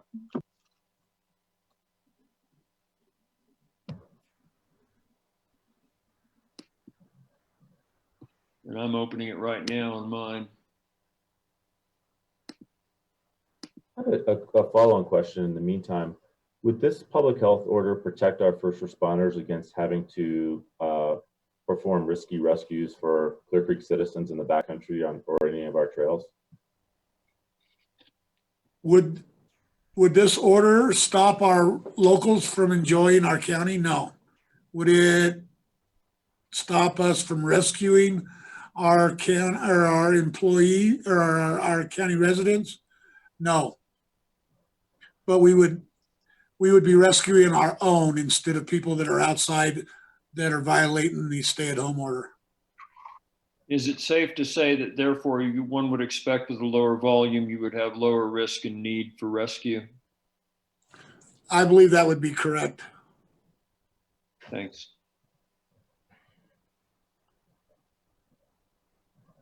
Yeah, and I've read the stay-at-home order, and I think it's an overstatement to say people who are going out to recreate are violating the public health order, or I'm sorry, the stay-at-home order, because I think it's specifically addressed in there. And I agree that it makes sense for people to recreate near where they live, but I don't think it's an accurate statement to say that people are breaking the law. I don't think that the order had any mileage circle that you're allowed to recreate and you're not allowed to recreate in. So I think that when we characterize it that way, we're doing so in an inaccurate manner. Well, I say it's only inaccurate. We have the right to choose our own future as well. And the governor has continued, as have others, to continue to ask people to recreate where they are and stop traveling to other communities to recreate. And they've done it consistently over and over.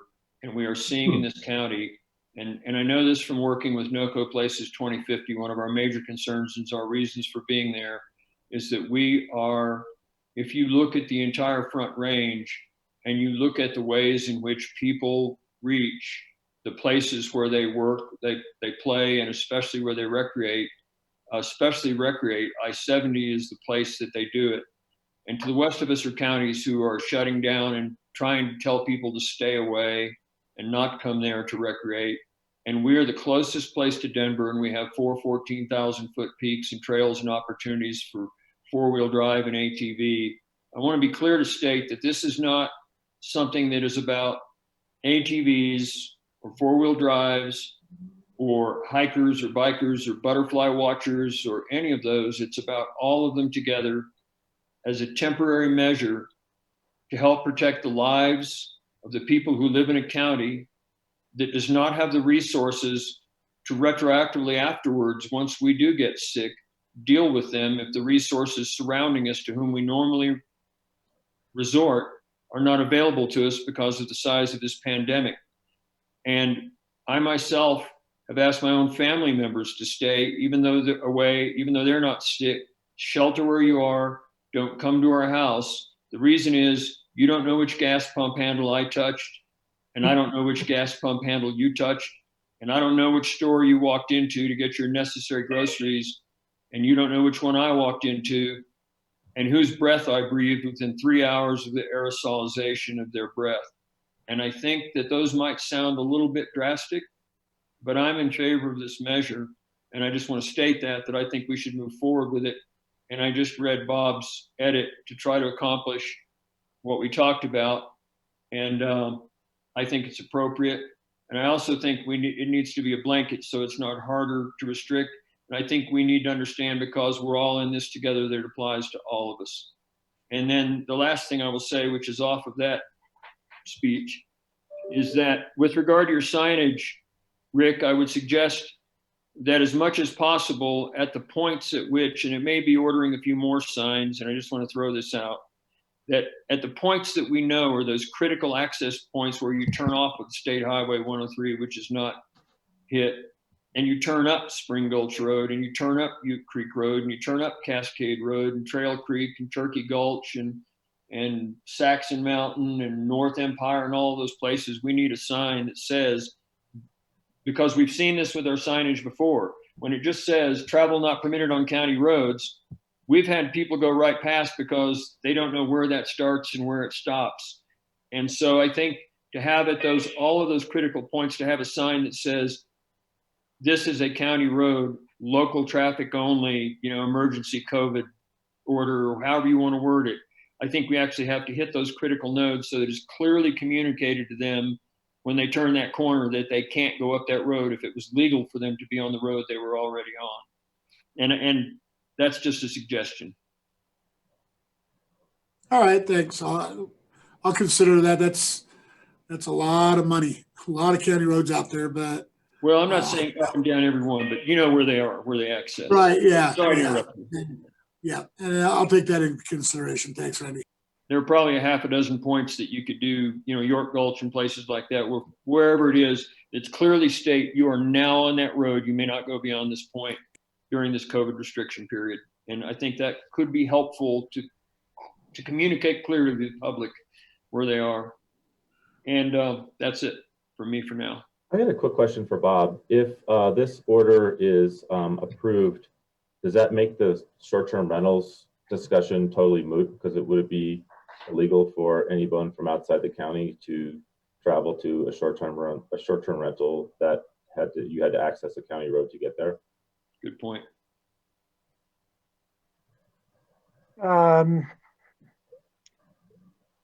Not necessarily. I think that in the context of that discussion, people, for example, that are working locally would be able to stay at a short-term rental. That was one of the suggestions.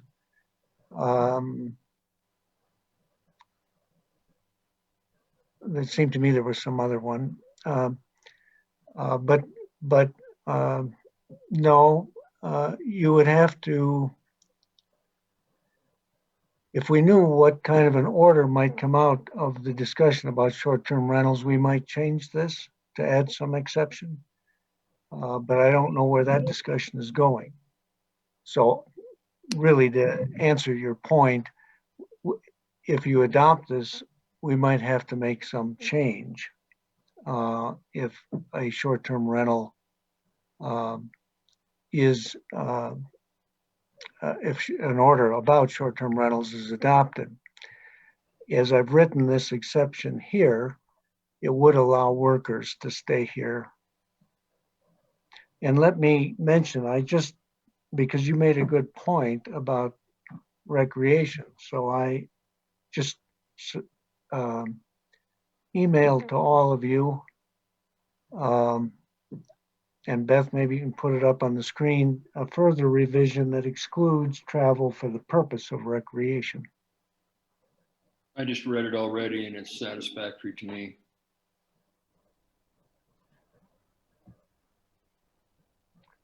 No, that's not the most recent one, Beth. There's one right before that, or one that came after Right that. after it. It says re-revision.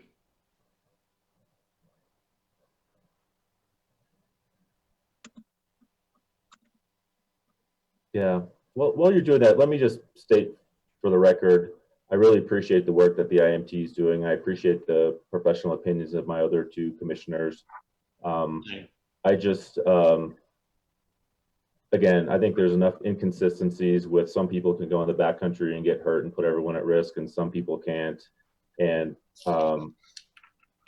responsible behavior that's happening in our community, and I would say almost the majority of the behavior that's happening in our community is very responsible. And I'm very proud of our citizens and most of the visitors who are coming by, and our families who may be from out of the county. So I respect the job you're trying to do, and I will again respectfully say I think that this is too drastic. This is too much of an overreach, and this essentially makes it impossible for us to do any type of nuanced policy adjustments in the future to be able to react to what's really happening on the ground on a day-to-day basis. And I would have much preferred to have seen a intermediate step taken before we go all the way to full-on closing the county. And I'm not going to be in support right now of this drastic step of closing the entire county. I respect your position.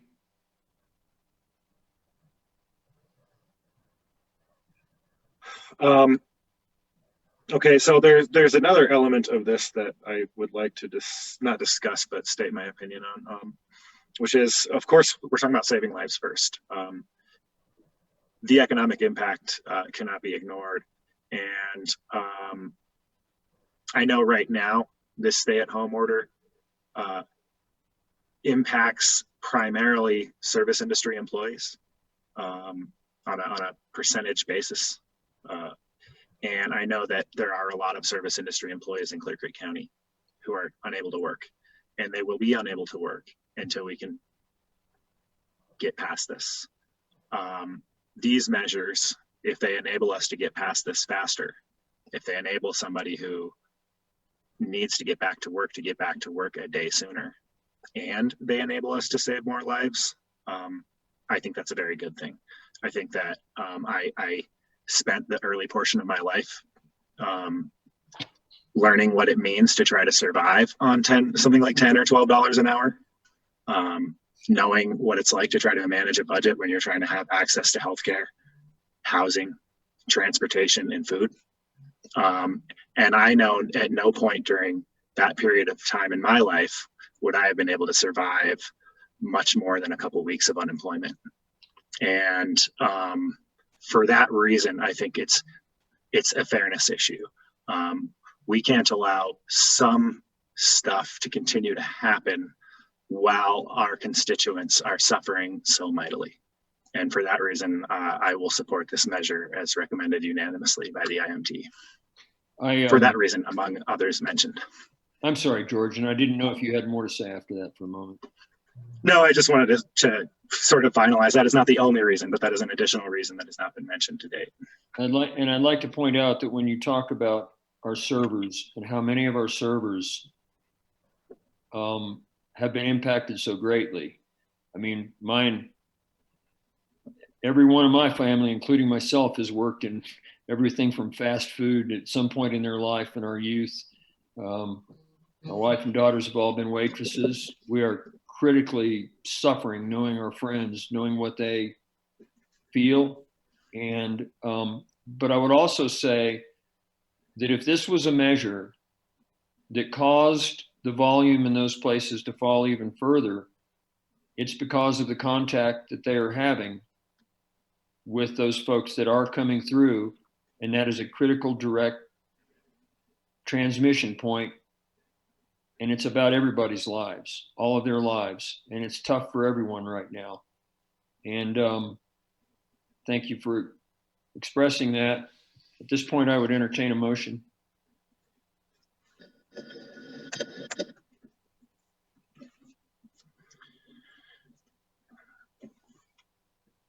I move we approve resolution 20-2, standing public health order closing county roads to non-county residents as revised. And I believe it was up on the screen, that revision.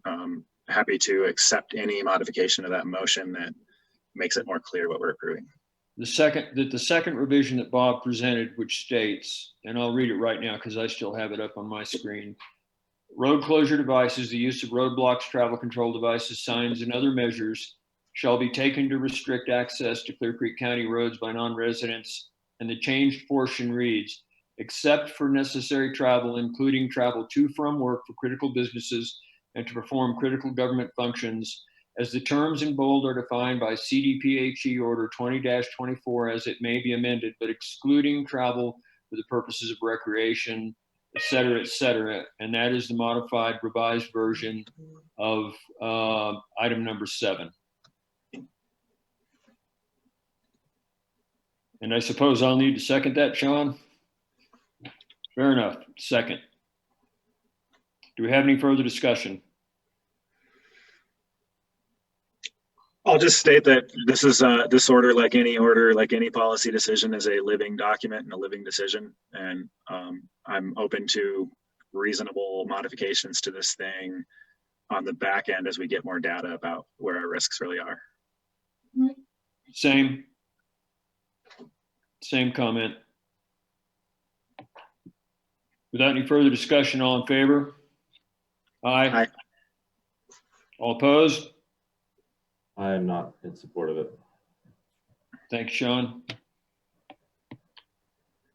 And with that, I believe we have concluded this section and our public meeting for the day. And we will be adjourning into an executive session. I don't know, do we have another link to go into executive session? Rick? When does this take effect? Immediately, Bob, or is it?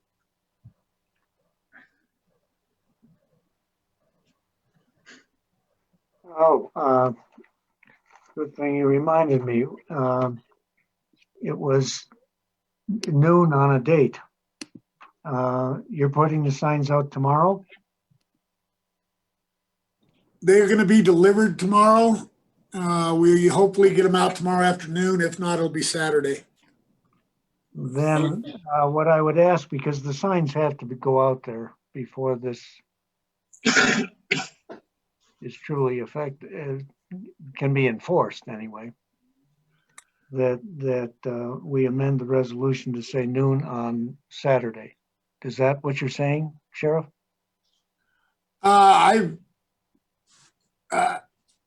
Enforcement, I mean, I'd rather have it go into effect today, actually tomorrow, and hopefully we'll get the signs. If not, we'll warn people and, like I said, do the education for these folks. You know, I mean, we're not out there going to write them a ticket because there's no signs. I mean, we're not Nazis or what everybody thinks we are, but we are kind of pretty nice guys every now and then. So I would like to see this get out there as soon as we can to get that information out there, and then we'll follow it up with signs and education and stuff.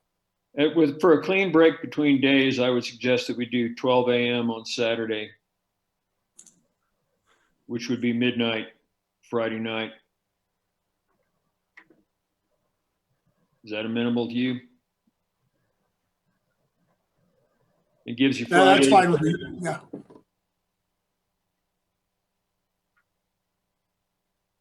All right, can we have a motion to amend the order to make it effective at midnight Friday night? I move we amend the order to make it effective midnight Friday night. That would be Friday. I'm going to make it 12:01 a.m. Saturday. Fair enough. As stated by our attorney. Second. All in favor? Aye. Aye. All opposed? Nope. Thank you, gentlemen. And if I may, before we, sorry. I was just going to mention, there's a couple other items I was going to bring up before we go into executive session, and it should only take a minute.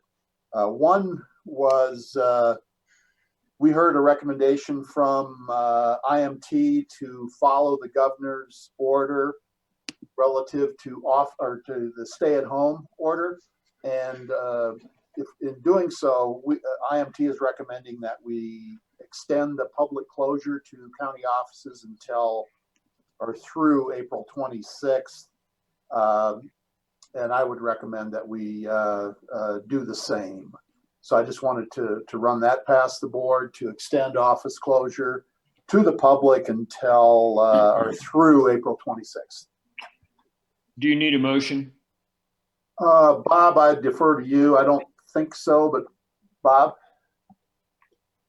I'm sorry, you were talking about changing something to the 26th? Yeah, extending the office closure through April 26th to parallel what the governor is doing. That, I don't think you need a motion. That's Yeah, I just don't think so. administrative action. Thank you. And then the other one real quick, and I'm not sure it's applicable at this point in time. Yeah, Martha's still on.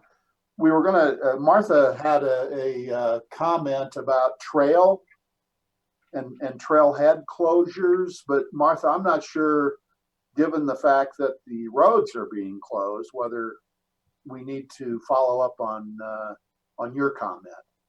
And we were just following up. Rick had raised the question, and other people have been raising the question to us, and we were wondering what to do about what was legal, et cetera. I mean, I think the question that still has not been resolved is what to do about Floyd Hill.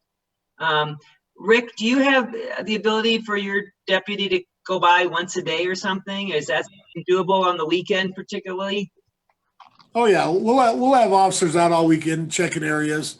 And if they see a violation of people gathering against the governor's orders or our orders, or the social distancing and stuff, they will break them up and have them move on.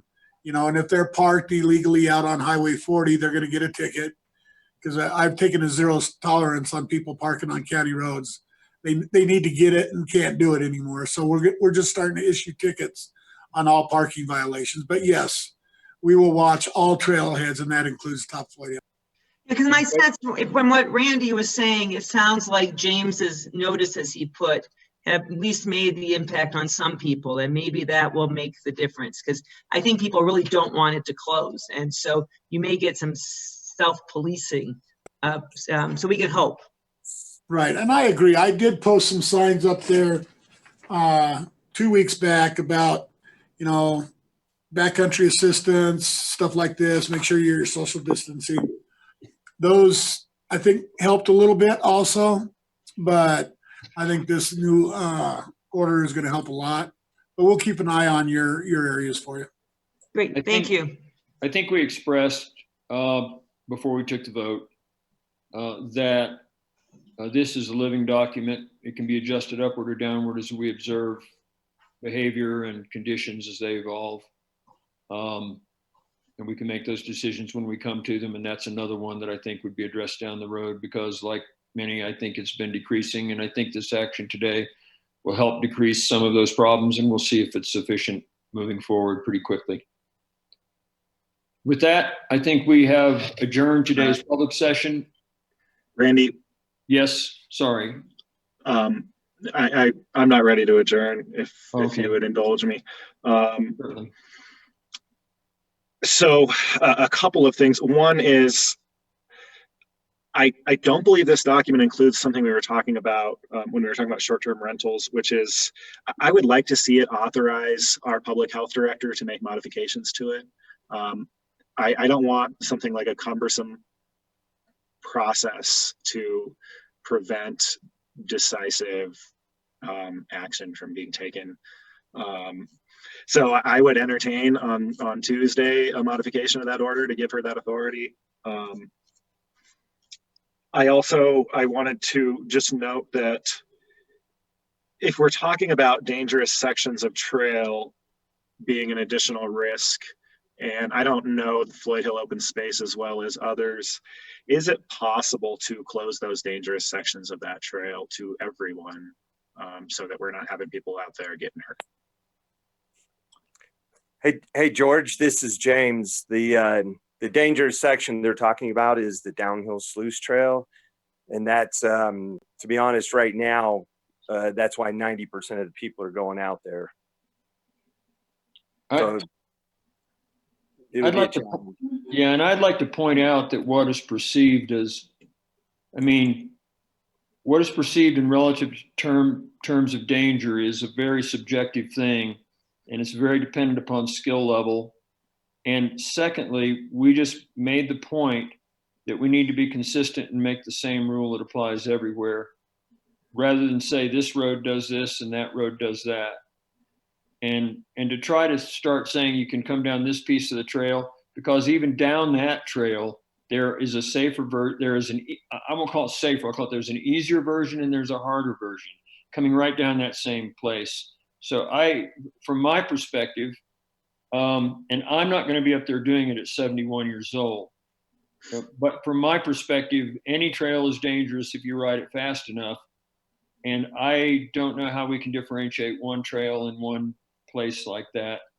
And so I would not advocate for that, because I think you either close the area, or open the area, and the area is what it is. Yeah, I have to agree with you, Red. I'm sorry, Sean. Go ahead. I was just gonna ask James, how many, or maybe it's for someone else from open space, how many 911 transports have we had so far in the time, the nearly whatever is 9 months that the trail's been open, the sluice trail?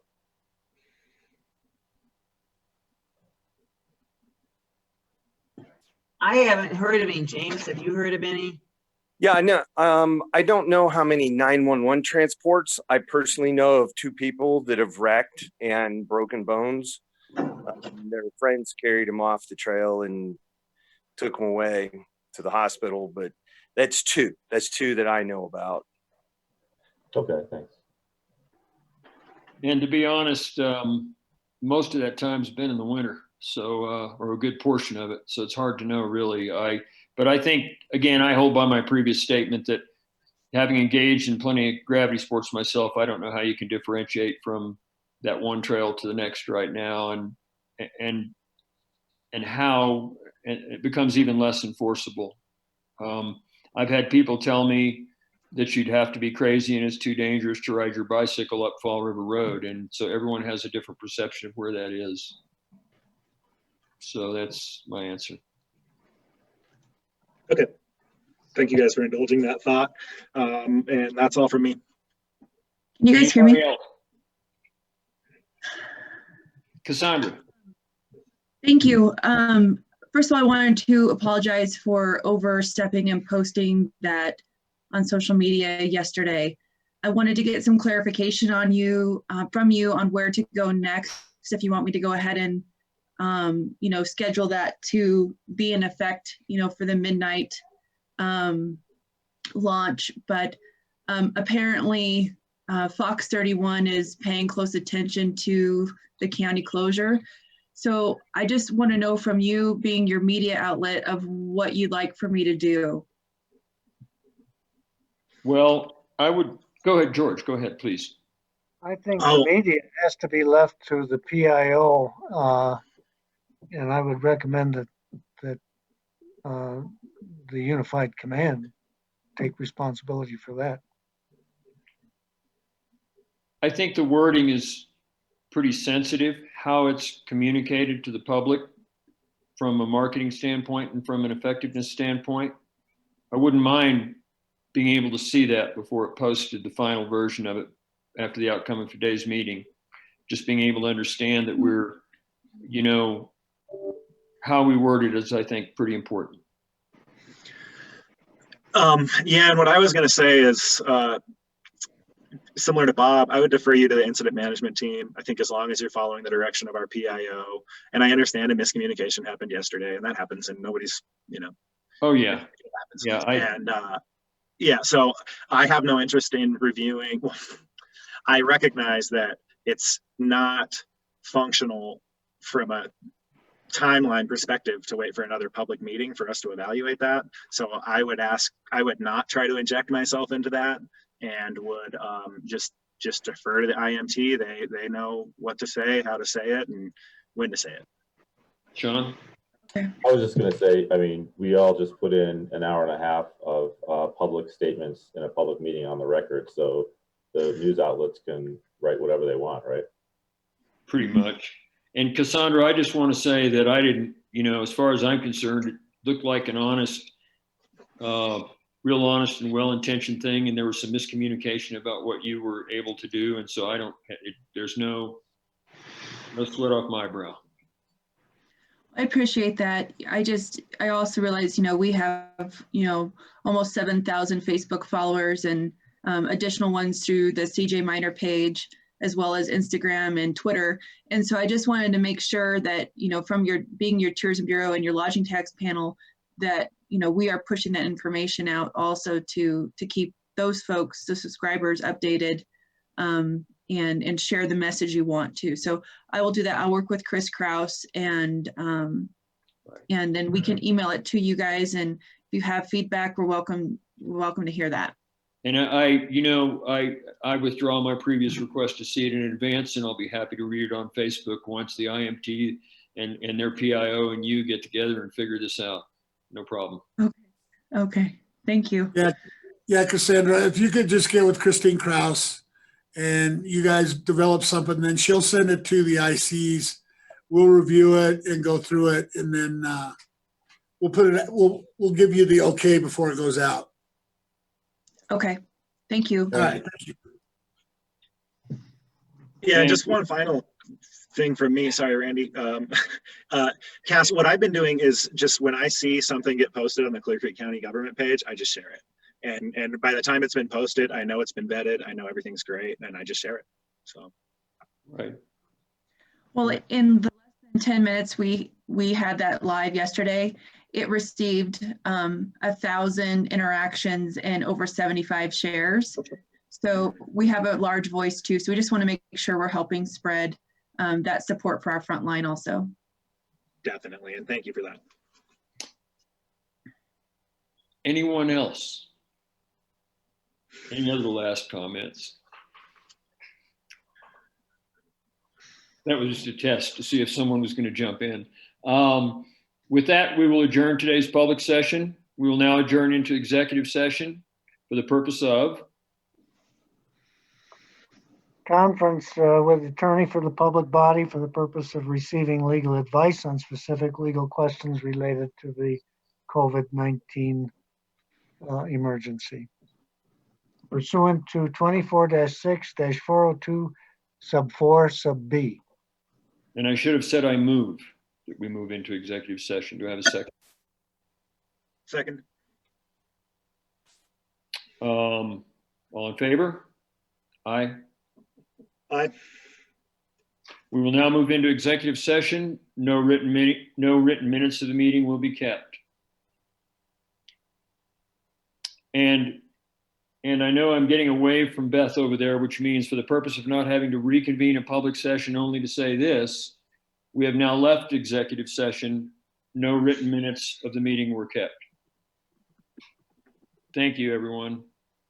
And thanks for everyone's great input and a very civil meeting. Appreciate it.